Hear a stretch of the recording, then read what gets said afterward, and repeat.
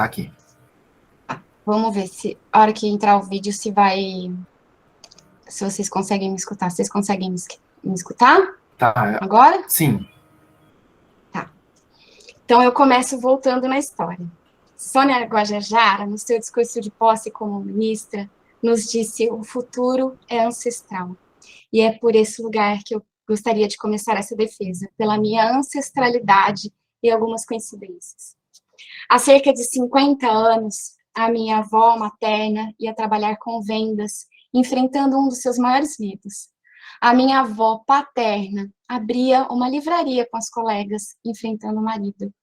Uma era das artes manuais, outra tinha o 18 de Brumário de Calmax como livro de cabeceira. Há 40 anos, no começo da década de 80, uma queria morar em um barco no Rio Amazonas. Outra escrevia uma dissertação de mestrado sobre a condição econômica das mulheres desquitadas. Nenhuma conseguiu realizar essas ambições. No dia de hoje, eu sinto que elas vivem na minha família aqui presente e em mim também.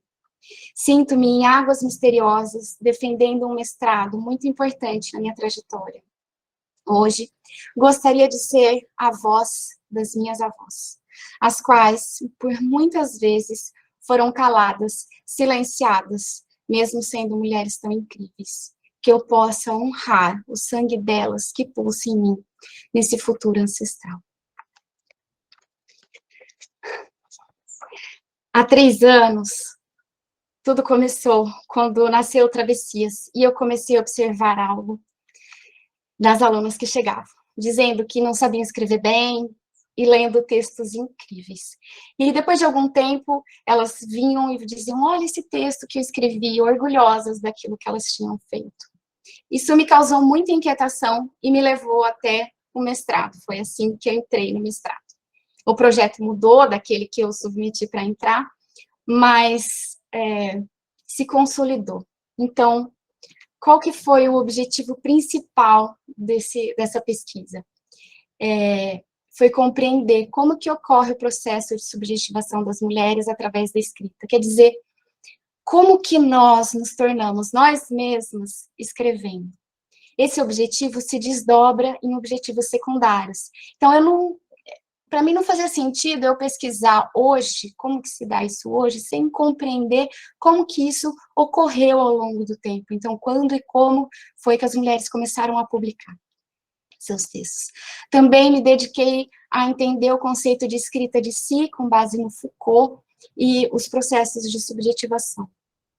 Além disso, percebendo como que cada uma das minhas alunas estavam implicadas nesse processo de aprendizado, e elas mesmas fazendo esse movimento, me interessou pensar na autoeducação do Steiner, e se a escrita seria uma ferramenta de autoeducação. Junto a tudo isso, um dos outros objetivos secundários foi realizar o levantamento empírico para acompanhar o processo pelo qual as mulheres passam na sua relação com a escrita. Mas essa pesquisa foi feita entre nós a serem desatados, muitos nós. Nós, como primeira pessoa do plural, uma pesquisa horizontal, eu e as participantes olhando para a escrita. E nós, como esse lugar de onde saem os brotinhos nas plantas. Então, que nós juntas pudéssemos desatar esses nós para que para que a gente brote, né, também.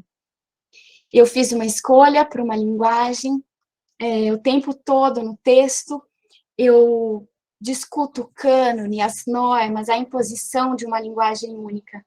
Por isso, na própria construção textual e na construção material do trabalho impresso, eu estou propondo um tensionamento entre a chamada linguagem acadêmica e o poético. Eu separei esse material em 3 cadernos, fazendo uma brincadeira. O primeiro caderno seriam os hiponomata, que o Foucault trata na escrita de si, quer dizer, as cadernetas teóricas, é onde está toda a teoria. O caderno 2 é onde estão as identidades, nós, e o caderno 3, me aproximando da cartografia, onde estão as análises e as dissoluções. Tudo bem. Mas então, o que eu vim defender aqui hoje? Eu vim defender que a escrita pode sim colaborar com os processos de subjetivação das mulheres, mas eu estou chamando esse espaço do ato de escrever de território de liberdade. Não qualquer escrita, mas essa que está relacionada aos processos de subjetivação, quer dizer, nós, mulheres, somos capazes de nos constituir através da escrita, ao invés de sermos constituídas pelos discursos e mecanismos do poder. Como como ela não está, né, associada aos processos de objetivação, que não param de acontecer o tempo todo, né, mas ali na escrita a gente encontra esse espaço, então, sim, ela pode ser considerada uma ferramenta de autoeducação, estou defendendo isso também. E a escrita, não qualquer escrita, de novo, a escrita de si. A escrita de si não é a escrita do eu, de um eu que se define, que se cristaliza, mas de quem se transforma ao escrever. Ela também aqui não está relacionada a um gênero textual específico. Então, escrita de si, mas não estou falando só dos diários, das cartas, das autobiografias, como comumente a escrita de si está associada. Eu estou tentando dizer que a escrita de si, ela pode ser encontrada em todo o texto em que quem escreve está se transformando, né, transformando a si mesmo enquanto escreve. Então, cabem os diários, mas também cabe uma dissertação de mestrado que a gente escreve e se transforma. Cabe qualquer escrita em que esse processo acontece.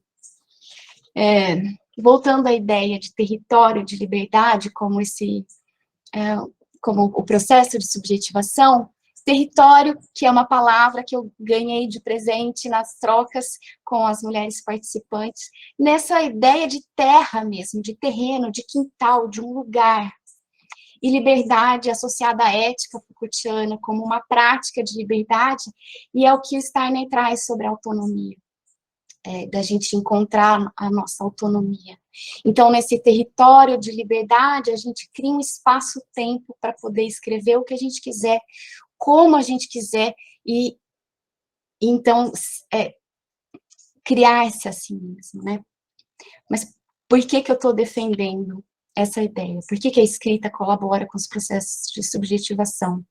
Porque realmente ela torna possível essa invenção, esse cuidado, essa revisão de nós mesmas enquanto escrevemos. Por isso, ela colabora com o desenvolvimento da autonomia, mas mais do que isso, mesmo que hoje em dia a gente ainda, como mulheres, a gente seja amparada, né, por leis, supostamente há leis que nos amparem, né, nós ainda continuamos a ser silenciadas, mortas, violentadas, caladas. Então, encontrar um território em que temos alguma liberdade é um ato político. Eu defendo esse território de liberdade como um ato político. Mas como foi que eu cheguei até essa ideia? Como é que eu desenvolvi essa pesquisa?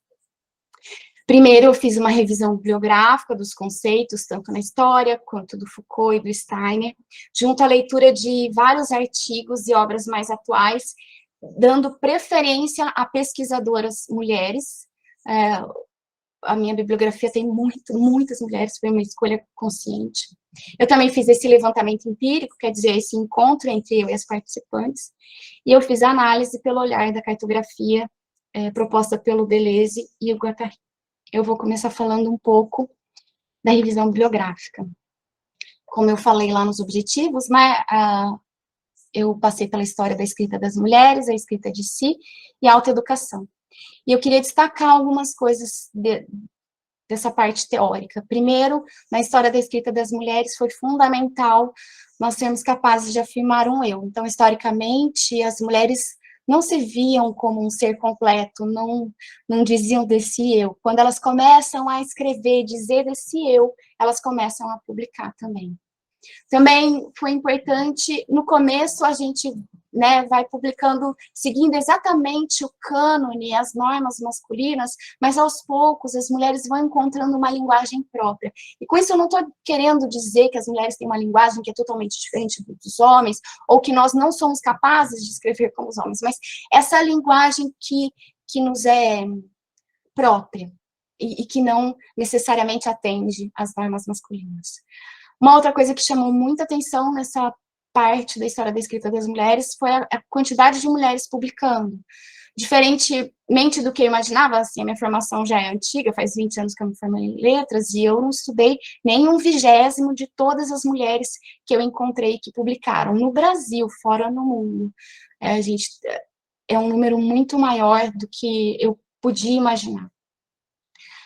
Na parte da escrita de si, eu queria destacar a escrita de si como uma parte da ética que o Foucault apresenta, né, a ética greco-romana, que não está separada da liberdade. Ética, liberdade, cuidado de si, elas são praticamente sinônimos, e a escrita de si está inserida dentro dessas práticas, é uma das práticas desse cuidado. Também eu trouxe algumas discussões sobre autoria e identidade, ainda que nessa parte da ética o Foucault não tenha discutido tanto a questão da autoria, eu quis levantar isso, eu vou falar um pouco mais ali na frente. E identidade, eu não estou discutindo identidade de gênero, mas eu estou discutindo a questão da importância desse eu, que se afirma, que se reconhece, como isso é importante nessa escrita. Na autoeducação, eu queria destacar a questão da implicação individual na construção da autonomia. A autoeducação tem a ver com esse processo de nós mesmos estarmos implicados no processo da nossa construção da nossa autonomia. Isso não quer dizer que não tem relação com o coletivo, tem muito, mas tem uma partezinha que é a gente com a gente mesmo, né? E isso é bem importante.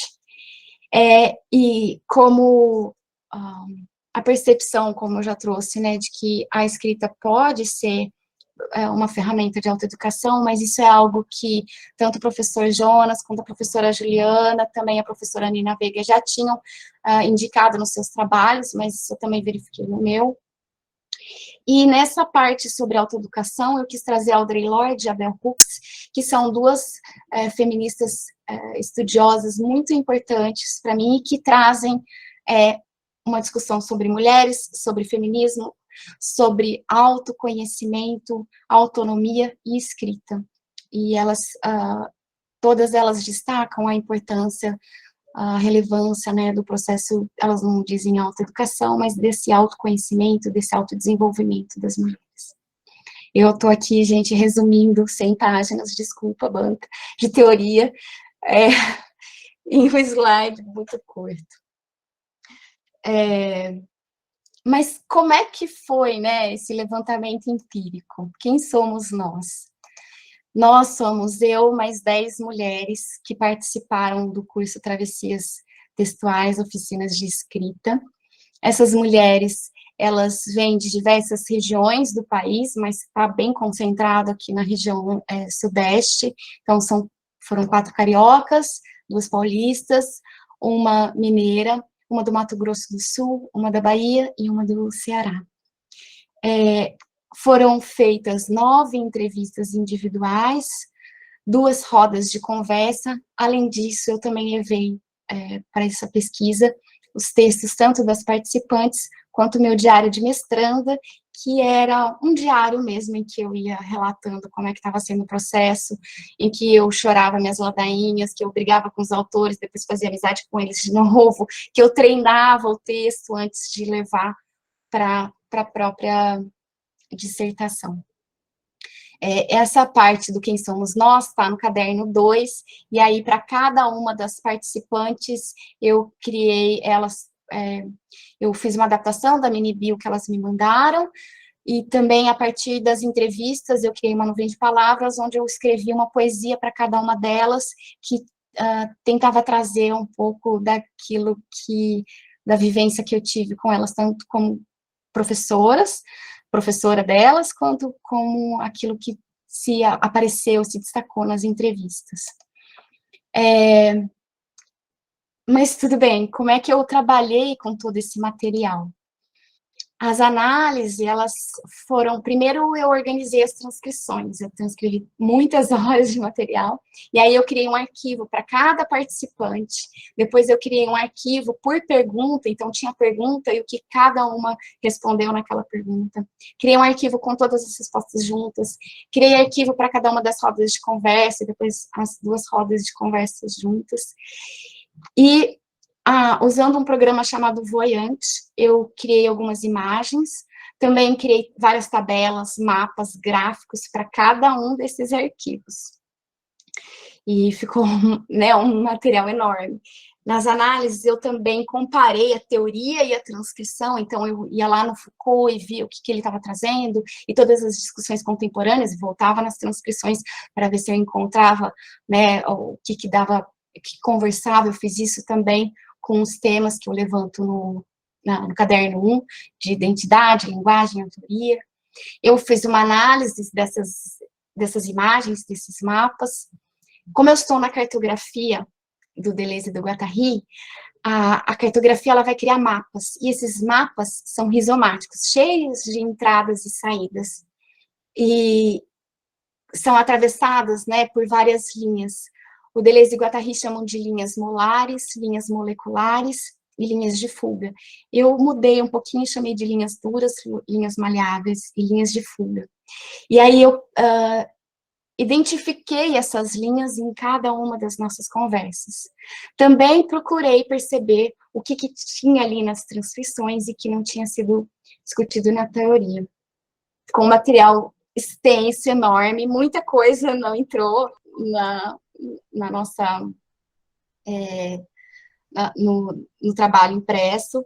Eu trouxe algumas imagens que não entraram, mas que eu achei interessante. Então, por exemplo, essa bolhas de palavras, essa linha superior aqui, é como se aqui fosse o começo do texto e aqui fosse o final. E essas bolhas são, para cada cor, é uma palavra. Quanto maior a bolha, mais aquela palavra foi dita naquele momento do texto. E aqui são as mesmas bolhas daqui, só que separadas por palavras. Uma outra coisa também é esse arco textual, que ele vai relacionando a palavra que aparece com outras palavras, como que as palavras se relacionam nesse texto. Vocês podem ver que o não está destacado, e o não é uma questão, ele aparece muitas vezes, tem até um texto, né, na dissertação sobre esses nãos. Também, aqui é uma tabela com as palavras mais ditas. Aqui é um gráfico, eu fiz um gráfico como se fosse um mapa dos silêncios, das elaborações, das pausas, dos risos, em cada uma das perguntas. E aqui é uma outra tabela em que eu peguei os temas e as falas das entrevistas para ver o quanto que eles estavam relacionados com cada um dos temas. E, por fim, as nuvens de palavras, que foi o que foi para o trabalho. Essa é uma de todas as conversas que me ajudaram muito a perceber o que se destacava. Então, eu tinha esse material enorme, com o desafio de escrever junto à cartografia, né? Então, como eu falei, a cartografia se propõe a fazer esses mapas rizomáticos, e são linhas que se cruzam o tempo todo, que está sempre uma afetando a outra. Mas, para ser mais didática, eu separei as linhas no texto, para ficar mais fácil de compreender. Então, eu chamei as linhas que o Deleuze e Guattari chamam de linhas moleculares, de linhas maleáveis, que vão dizer desses silêncios, das pausas, vai falar daquilo que é interpretável, dos desejos e das crenças, e aqui no meu caso eu estou falando dos desejos e das crenças com relação à escrita. Nesse lugar, então, eu fiz um recorte, eu falei sobre os silêncios, sobre as crenças e os desejos, e o uso da palavra não. Nas linhas duras, que são as linhas molares, é onde as explicações aparecem. Então, é onde tem o diálogo, onde eu criei o diálogo entre o teórico e o empírico.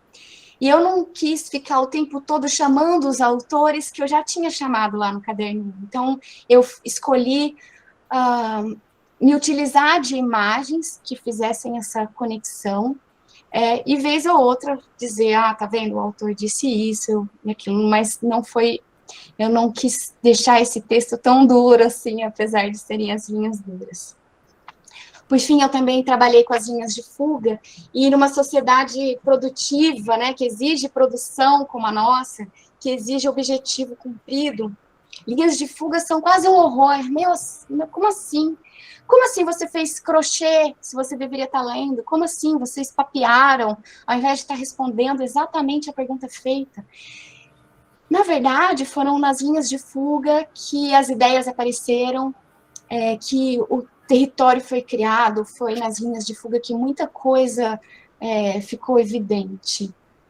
Com todo esse material apresentado, eu vou voltar ao que eu estava defendendo, tentando trazer como os objetivos lá de trás se cumpriram. Talvez não esteja claro e organizado na tela, mas eu espero que fique evidente. Então, a escrita pode, sim, ser um território de liberdade. Nessa ideia, nesse território, nós nos constituímos, através da escrita, como uma prática do cuidado de si, né, como uma prática de liberdade, em que nós nos autoeducamos. Mas para isso a gente precisa diminuir as idealizações, os fantasmas, que é um desafio, porque esse é um território constantemente assombrado, em perigo, com vários fantasmas que tentam invadir, que são os fantasmas do cânone, da crítica internalizada, da insegurança. E esses aspectos, essa crítica internalizada, essa insegurança, por exemplo, a gente tende a dizer que é individual. Nossa, como você é insegura, ou nossa, eu tinha que estar fazendo algo melhor. E a gente acha que é um problema só nosso, mas na verdade o que ficou muito evidente é que isso é um aspecto social que sombreia o nosso trabalho. A gente tem essa crítica, assim, a gente carrega isso em boa parte por causa do modo como as mulheres estão inseridas na sociedade, e não necessariamente como um problema individual.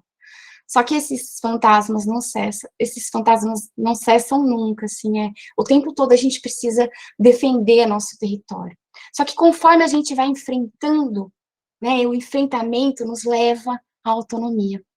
Então, sem esses monstros, ou com eles em menor quantidade, a gente começa a ser capaz de criar, a gente começa a se colocar mais. E o que acaba sendo até terapêutico no sentido de que, daquilo que a Silvane Vasconcelos traz como uma aproximação de si, e eu não estou falando de cura aqui, mas eu estou falando desse cuidado de aproximar-se de si mesmo, e a gente começa a estar mais implicada no texto. A autonomia tem a ver com isso da gente ser capaz de perceber o que é nosso e o que é fantasma, né? O que é assombração. E o que é do mundo também, né? Quando a gente caminha nessa direção, a gente pode assumir-se como autoras dos nossos próprios textos. E aqui a autoria é uma noção fundamental nessa ideia de território de liberdade. Eu não estou falando da função autor, isso foi algo que só chegou no final da pesquisa, e também não estou falando de estilística, que a autoria também tem a ver com função do autor e também tem a ver com estilística, mas aqui eu estou dizendo que é a capacidade de fundar a si mesma através do texto, ver-se como autoridade de quem escreveu e como autoridade de si mesmo. Dizem, eu encontrei que a palavra autor, etimologicamente, ela vem, significa aquele que faz crescer. Então, nós somos aquelas que fazemos crescer nesse território de liberdade nós mesmas. E é uma noção também que está muito próxima de autonomia. Junto a tudo isso, eu queria destacar a questão do papel do coletivo. Quando nós compartilhamos esse território, quando nós encontramos esse lugar de troca, e abre-se um espaço para fala e escrita, em que, e escuta, né, da nossa escrita, sem julgamento, em que nos autorizamos e nos sentimos autorizadas a falar, as assombrações diminuem, a gente vai alcançando essa autonomia, assumindo-se mais como autoras. E aí esse espaço acaba sendo também uma oportunidade de desenvolvimento da segurança, um espaço de treino para exposição e uma percepção, né, dessas semelhanças e diferenças com relação às outras mulheres. Então, esse território de liberdade, ele não é composto só da escrita, ele passa por muitas questões para que esse processo de subjetivação aconteça, para que a gente possa realmente tornar-se quem nós somos escrevendo. Esse é o resumo de tudo que eu trabalhei, ficou muita coisa em aberto ainda, mas há nós que podem ser desatados futuramente. Então, por exemplo, acho que seria importante pesquisar mulheres que já publicam, né, escritoras profissionais, todas as participantes não têm a escrita como profissão. Também eu pesquisei o Travessias Textuais, que é um curso que eu mesma criei, eu acho que talvez fosse importante entender como esse processo ocorre em outros cursos de escrita. Eu acho que é urgente investigar as mulheres literatas da década de 70 e 80. São mais de 400 mulheres que publicaram entre 70 e 80, e esse número precisa ser verificado, e a gente precisa descobrir o que aconteceu com elas, cadê os textos, por que a gente não está lendo esses textos. E, por fim, eu queria pensar e propor uma filosofia da escrita ou do escrever, porque a escrita está na humanidade há milênios, e a gente tem uma filosofia da educação, filosofia da ciência, filosofia da linguagem, mas e uma filosofia da escrita? É algo que eu quero ver se já existe ou não, e compreender como é que isso pode ser organizado e pensado. É isso. Eu vou terminar com 2 poemas. Primeiro, eu queria terminar com a Dança da Paz, do Steiner. Germinam os desejos da alma, crescem os atos da vontade, maturam os frutos da vida. Eu sinto meu destino me encontra. Eu sinto a minha estrela me encontra. Eu sinto os meus objetivos me encontram. Minha alma e o mundo são um só. A vida, ela se torna mais iluminada ao redor de mim. A vida, ela se torna mais árdua para mim. A vida, ela se torna mais rica em mim. Busque a paz, viva em paz, ame a paz. E aí eu trago Helene Cixous.